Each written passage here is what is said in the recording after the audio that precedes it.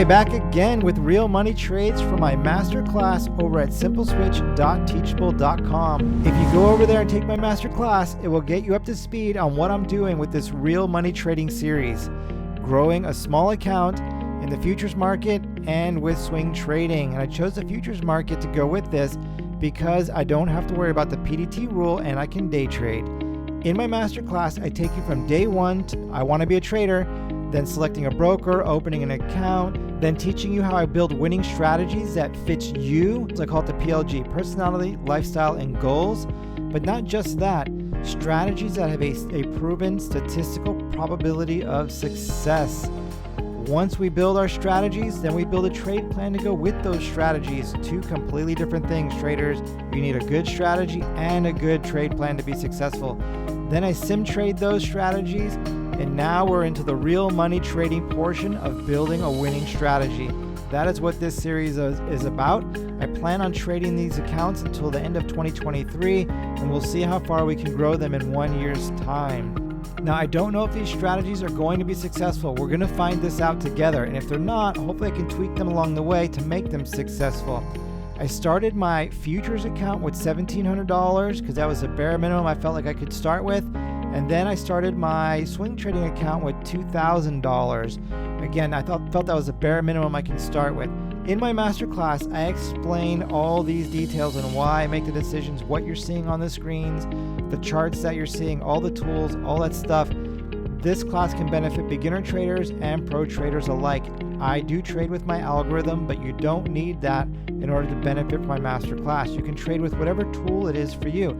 If you're thinking about taking somebody else's class, my masterclass can help you choose what other strategy might be right for you. This way, if you're going to spend a lot of money to buy somebody else's strategy, it would really be good if that strategy would fit you. And I teach you all about that in my masterclass, so go check it out.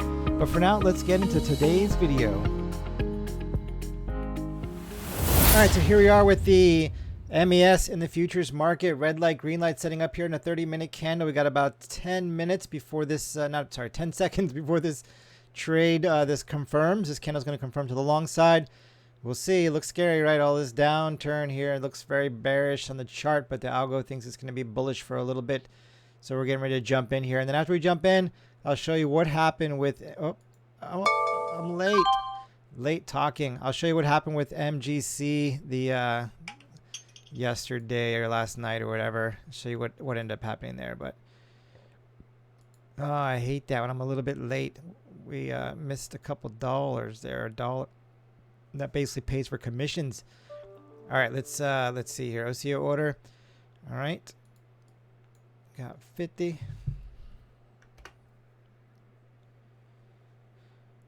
So we're in long, so we're going to sell to get out. Put our alert in right here. Add our above. I'm going to change this for a speed bump. Okay, so we got two contracts here, one here. We just have one that we own. So when we get here, we'll get out of that contract we own, or we'll get here and we'll reverse the trade. But once we do cross this level here, I need to start trailing a stop to lock in profit. So all right, trade's in. I'm going to go put it in the My Strategy Manager, and we'll bring the conclusion to you. All right, so I wasn't able to record this this trade get going here. So we are back in the MES, the same trade, right? So earlier I said I should put my stop below market structure. The problem is it far exceeded my risk reward ratio, like big time. So if I go over to, let me show you. Okay, so you can see here in the My Strategy Manager, right down here, this is the trade that we took. And we lost $117. So if I would have lowered that to that location, we would be looking at stopping out around 4104. So let me just put this here so I don't forget. 4112.25. So we would be stopping out at 4104, $158. So that exceeds pretty far past my my scaling ladder. So I couldn't do that. So I had two choices, take the trade or don't take the trade, right? So I could have just decided to sit out on the trade and say, I'll just wait for the next one.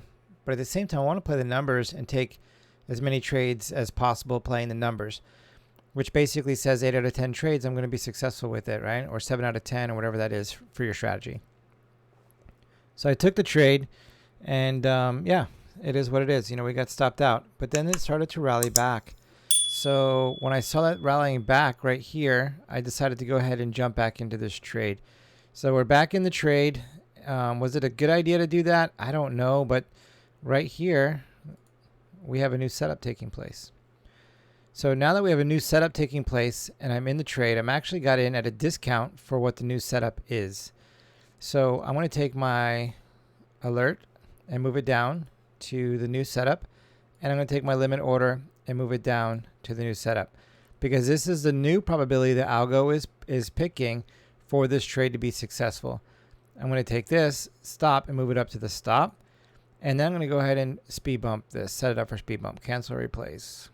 All right, there we go. It's a good thing I didn't try to speed bump this down here, because that would have been a bummer, right? I would have taken 2 losers on it. That would have been so disappointing. But this speed bump, you know, if I speed bump this, this is where it puts me. Let's draw it up. Let's mark it up so you can see. It puts me back at the bottom of this support area. So there's a high probability we'll at least get to here if this does trigger a speed bump, and a good possibility we'll get all the way down here. So a speed bump here is definitely worth it. So a speed bump is in, new target is in, and yeah, we'll see how this trade plays out. So let's go look at MGC real quick, because I told you I was going to show you that. We're on, oh no. All right, so this is what happens, traders. So something to think about. I made a mistake just now, sort of. Something to think about is paying attention to your charts. Right now, for making this video, it's easier for me just to have this one chart and just to use this one monitor, and my screen recorder is doing its thing.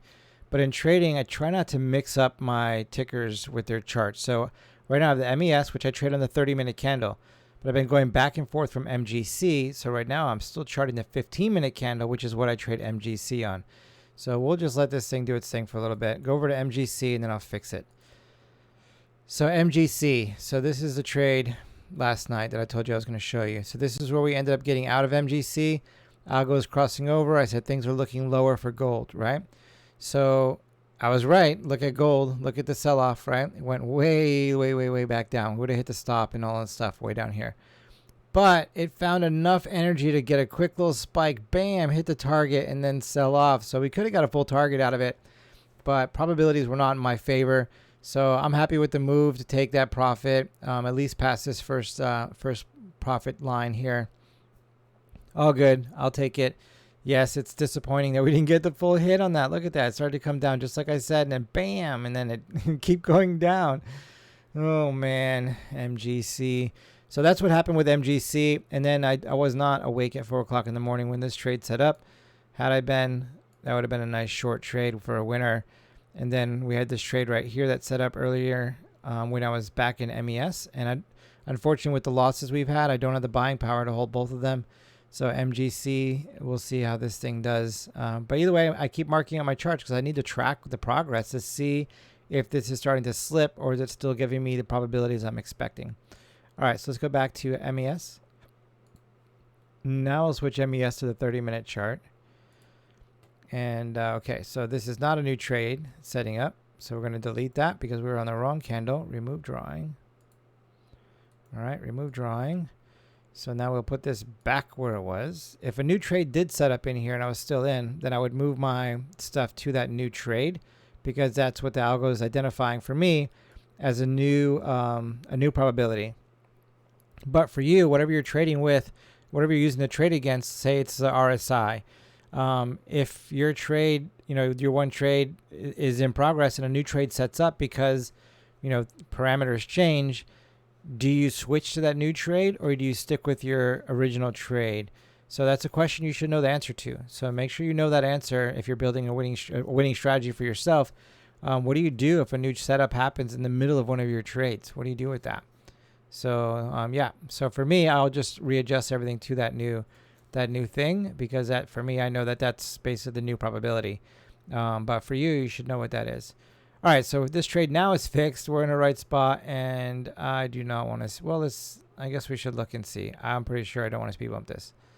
So right here, come down. Yeah, I mean, I could, I guess, speed bump it for a small possible, like a little bit of a squeeze, get like recover a few dollars, but I'm good. So let's go cancel replace. Let's not speed bump that. All right, there we go. So now we're back in. Okay, so yeah, we're not going to speed bump there. But, you know, if this does come down and switch to a short trade, then we'll have to start looking at things differently. But right now, yeah, we're going to just stay as we are. All right, we'll bring the conclusion to you.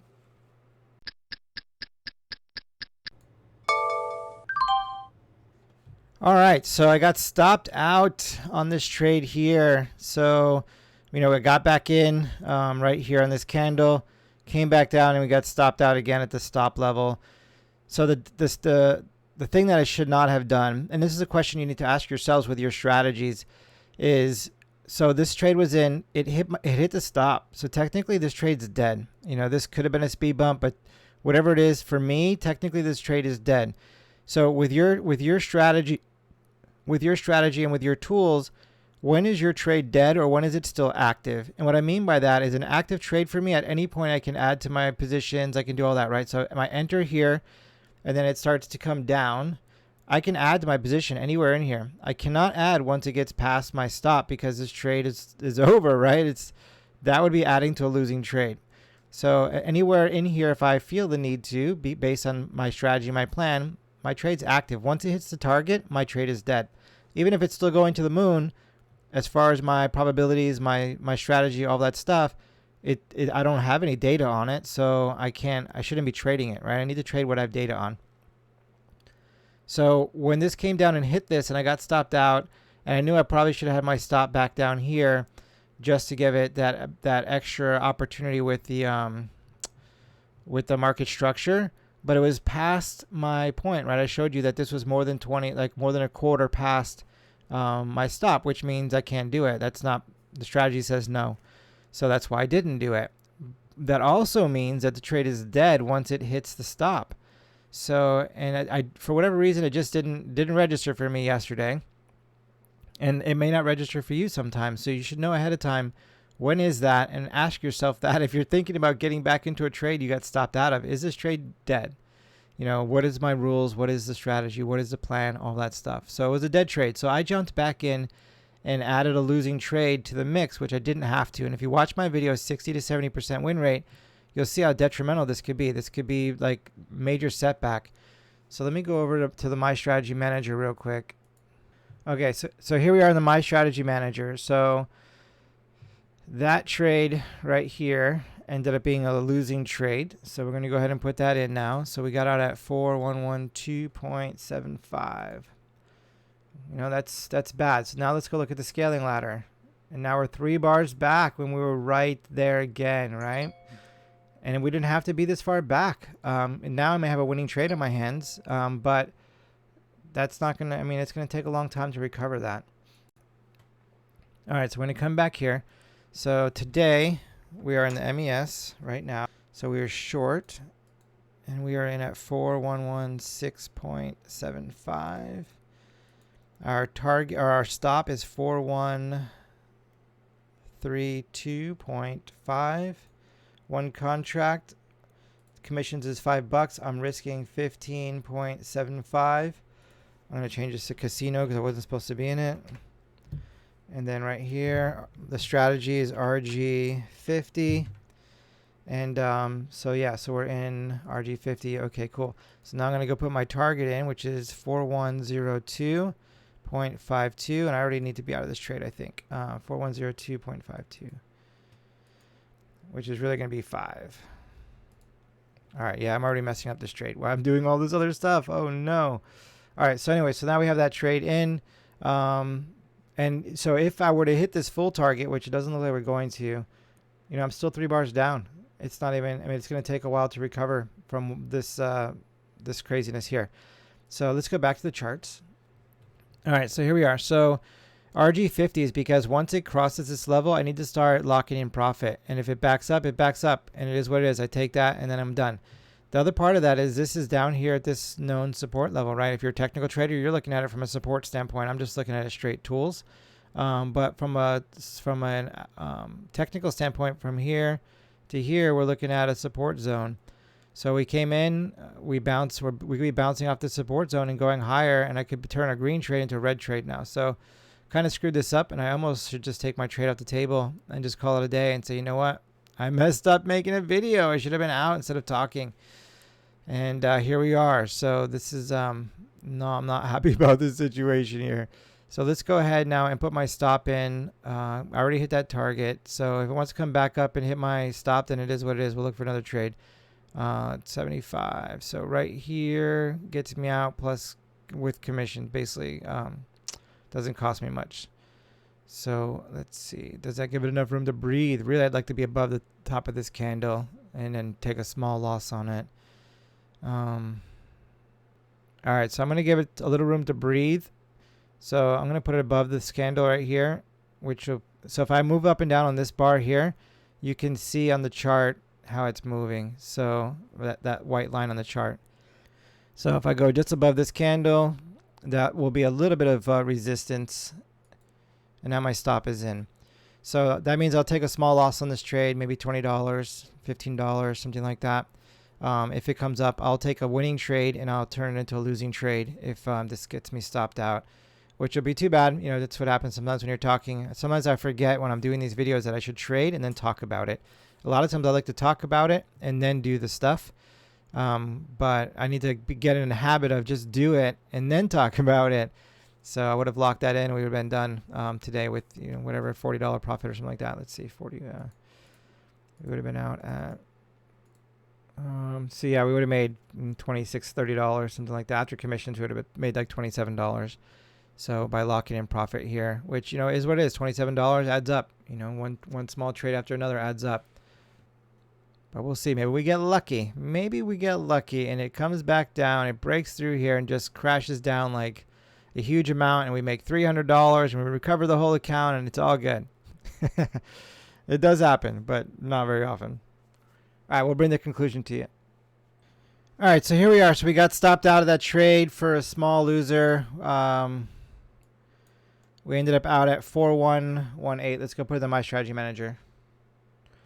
Okay, so after commissions, we'll lose $12 on that trade, so that'll be a loser. It'll be bad on the stats, but I needed to be out. So now let's go look at the scaling ladder. So we're down 3 bars with that little loser still, right? Let's go back over to the dashboard so we can see where we're at with the account, and then I need to talk to you about something. So here we are with January. January looks so nice. Look at all that green in January. Look at how February is starting. So we started this account with 3,700. Now we're down to 6,600 and whatever. Down to $6,067. Still doing awesome from an account standpoint. But we've dropped considerably back right now. You know, several like $400 or $500. Futures account, we started with 1,700. We're down to 2,400. This is where we're losing most of our money. And swing trading, we're still holding strong at the $3,600 range roughly in swing trading. So that's where we're at with our account totals. Let's go back over to the chart. All right, so if I had taken every opportunity right now, every opportunity this trade has given me, I would be way in the green and we'd be way in that next scaling ladder. Things would be awesome. But I haven't been. So, you know, we started this account off. We built the account together at the master class. And then from there we started, you know, I did sim trading it and then real money trades. And that's what we're watching now.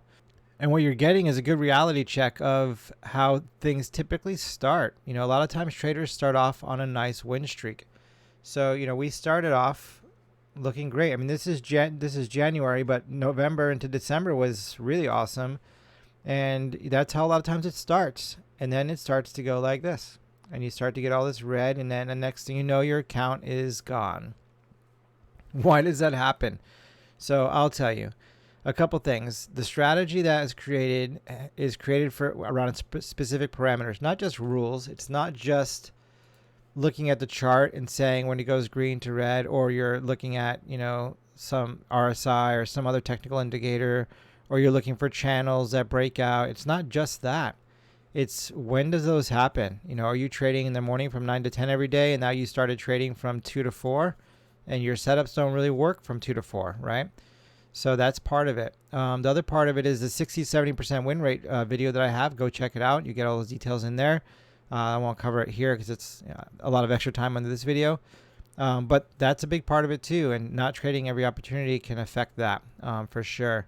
The other part of it is sometimes you're cruising along and you're doing great like we have been, and then you take a couple losers and then your account starts to go down and then you start making bad decisions. This trade right here was a bad decision. To get back into this trade was a bad decision, right? So, and a couple bad decisions can really start to deplete your account and then start a snowball effect emotionally that leads to more bad decisions. And then that just makes a bigger snowball and it's just downhill from there, right? So then you're pretty much game over is another reason. So there's a bunch of reasons why an account could start to decline as this account has started to decline. So looking at the My Strategy Manager, I think one of the biggest reasons for me with the strategies that I build and the method of building strategies and what I teach over at Masterclass is that we know we're going to have bad days, bad weeks, and bad months, and we plan for those, so they're not a big deal. What's worse is when you add to those bad days, bad weeks, and bad months because you don't take the winning trades and you take the losing trades, right? You don't take every opportunity that the strategy was built on. And then also when you start doing some casino trades because either emotional decisions or you just weren't thinking, right? You're just cruising along and you're just hitting the button and you're like, oh, I shouldn't have bought that. So that happens too. Or just order entry mistakes is another thing that can definitely cause part of that slide to take place. So there's a variety of things that can start to deteriorate an account.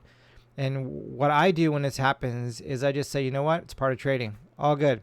Yes, February is starting to look bad. Yeah, in the scaling ladders, we're back down a few bars, but we still have all that green. Like everything's all good. Even if this was all gone, I would go back through my charts and look at my statistics, double check everything, make sure I'm doing the right thing. Like not emotionally, but is the strategy still a viable strategy with the time slot that I'm trading it in?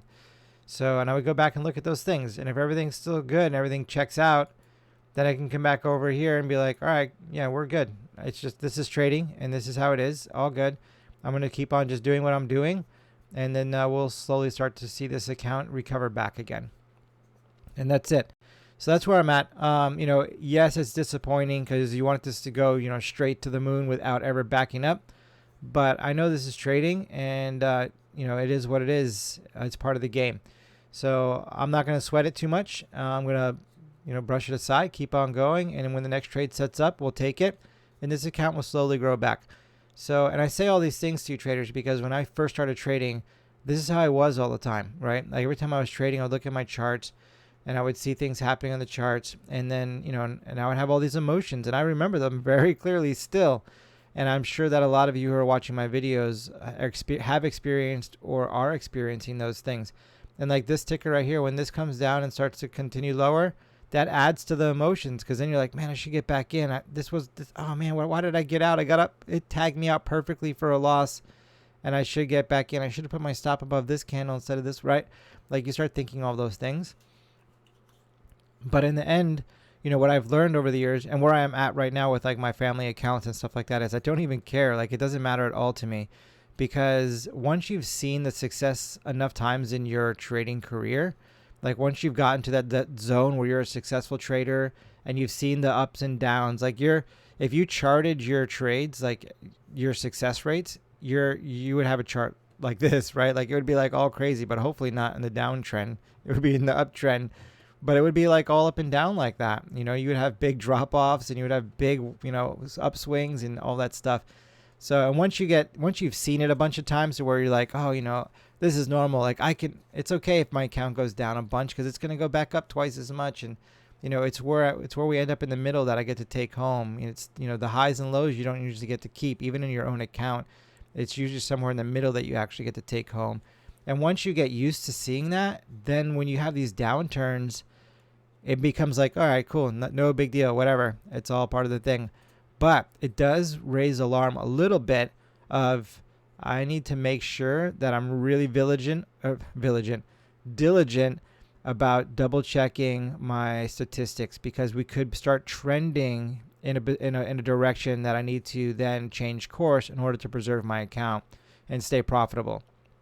When you start with like an 80% win rate or even like the high 70s and it slowly goes down to 72, 75% win rate, still making money. Like, that's still good. And that's why I like to start with a high win rate, because when I see it declining down to like 72%, 75%, I'm still making money on it. It's still good. But it also gives me plenty of opportunity to say, hey, I'm still making money, but not as much money as I could be making. So let me go back and re-look at this so that I can, get back up to the 80% and make the money I could be making. Whereas if I start with a strategy that's much lower, 70%, and it starts trending to like 65, 62, I could be blowing up my account at that point. So slowly bleeding out. So having that initial higher success rate starting gives me that room to have the decline when things aren't going well, because things change in the market. Just everything changes, seasons change even.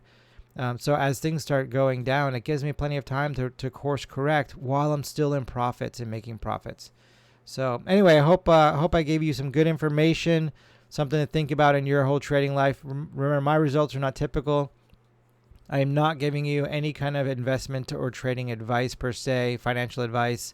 I'm just telling you about me and my story, and then you can plug that into your own exploration and see how that applies to you, and if you can benefit from any of the information that I'm giving you on your own exploration. But do your own homework, do your own diligence, trade you, not them. Have a solid trade plan and a solid strategy, two different things with a solid risk management plan, and always trade in the sim for a very long time to prove to yourself that you can do it before you put your real money at risk. And never trade with money you need, like fireworks money, burn money. That's what you trade with. Like when you went to the fireworks store and you're like, you know what? I'm not going to spend this $100 on these fireworks I was just going to spend. I'm going to put it in the market. Like, that's the kind of money that I like to trade with, not money I need to pay the bills. All right, everybody. See you on the next video.